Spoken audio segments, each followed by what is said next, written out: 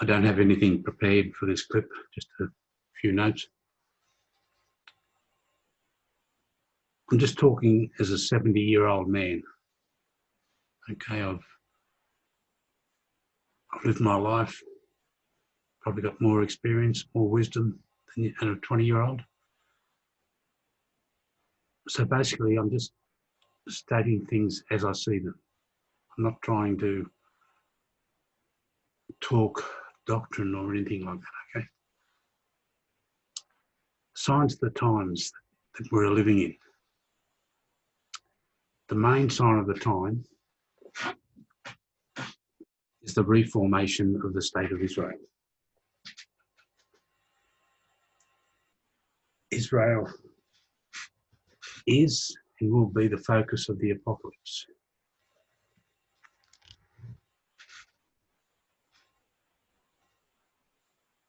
So I'm saying keep an eye on Israel. Keep an eye on these treaties which are being made between Islamic nations and Israel. What's the importance of that? The importance of that is that they will come to some agreement whereby they can build the third temple. Now, the third temple, they've got all their artifacts made. I would suspect giant slabs of material. They're going to, when the time comes that they can build that temple on the Temple Mount through an agreement with Islamic nations, they're going to build it very, very quickly. Because you realise there have been no animal sacrifices since our Lord's time. They're going to bring back animal sacrifices.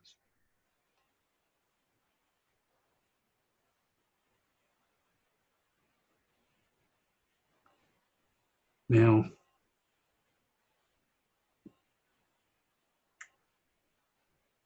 you have to distinguish between the mind of a Catholic and the mind of a Muslim, or I should say the mind of a Protestant non-Catholic.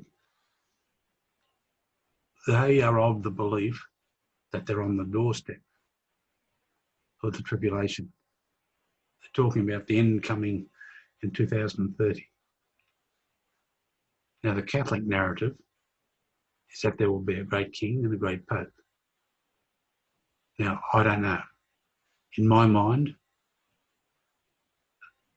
there's a lot of prophecy out there that is conditional and may not come to pass.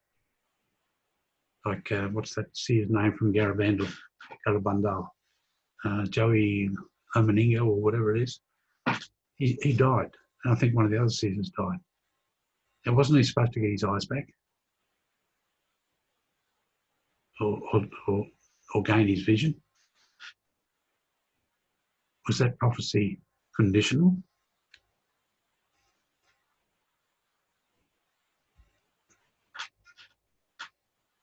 Now, the Catholic narrative, I have mentioned this before. I'll go into screen share.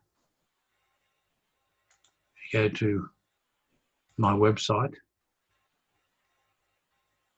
go down and click on prophecy.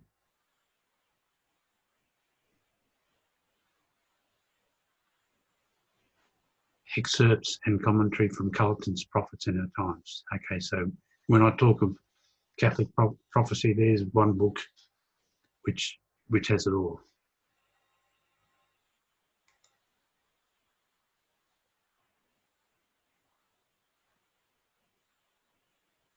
Okay, so I don't know. I'm just looking for signs of the times. One sign of the times, the sudden appearance of the Georgia Guidestones. I've spoken of that before. Google Georgia Guidestones. They want to bring the world's population down to 500 million.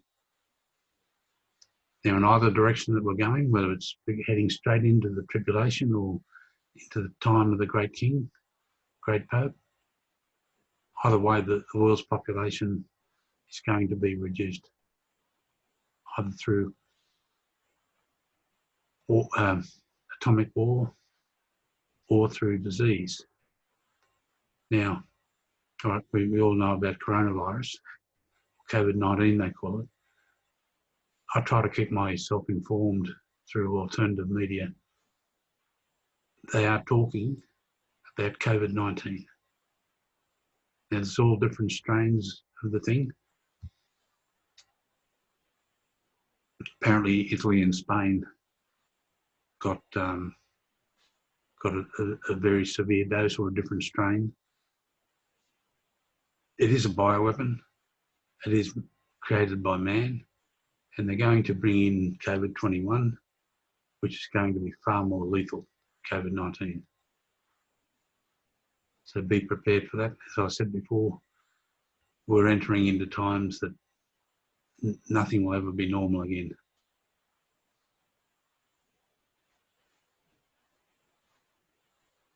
Now, your own spirituality, this is easy for me to say. I'm 70. I could fall down dead here and now. I'm ready to return to the house of my father. I'm ready. But a 20-year-old, very different. So I do appreciate that difference.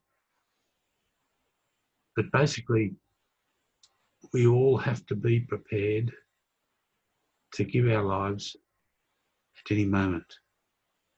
Our deaths are sacred in the eyes of God. It's his decision. He decides when to take us. It's a sacred moment. This is why we must abandon ourselves to our Father in heaven. Whenever that time comes, it comes. If he wants me to live to 90, I'll live to 90.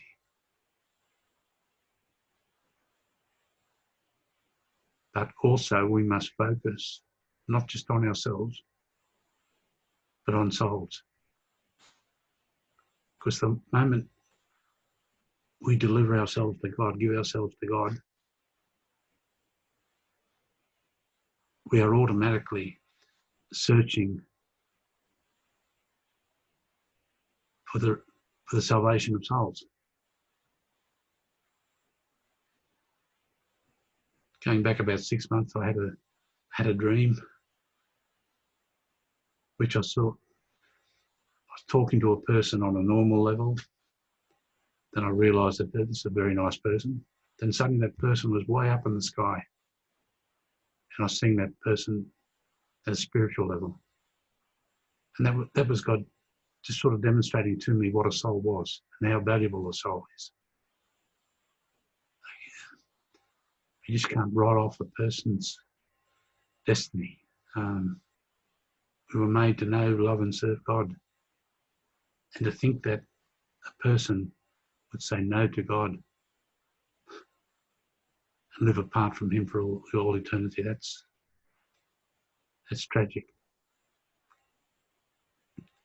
Now, to Jesus through Mary. That's the reality we must live by.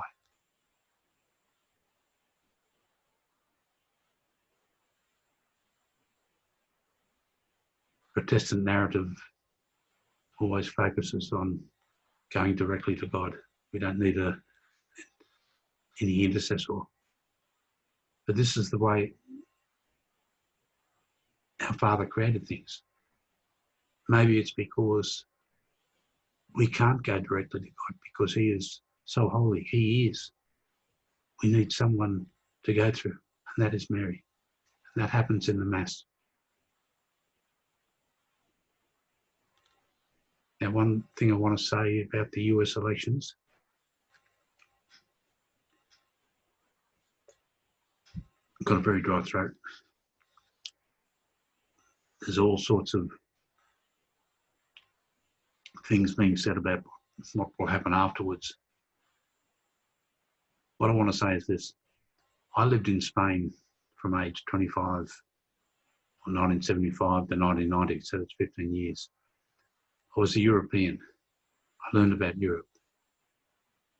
I learned about the tyranny of Europe. the jungle.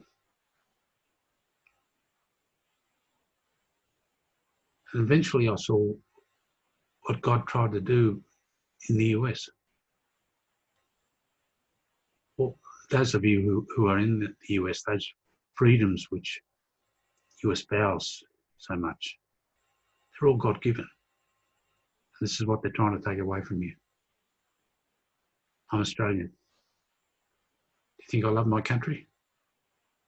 I'd leave tomorrow if I could. Always been anti-English. But I'm stuck here.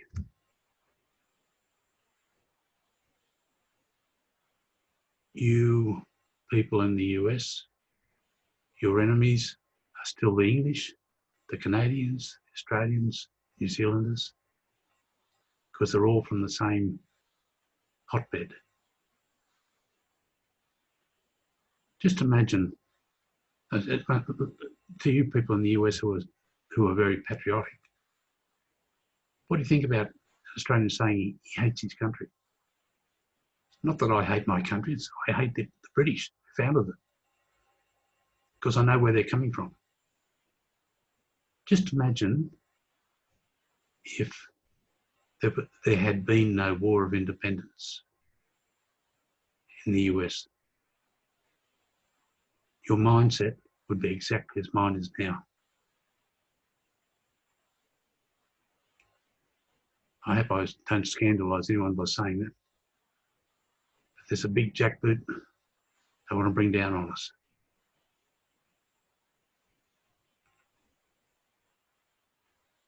That said, I might close off.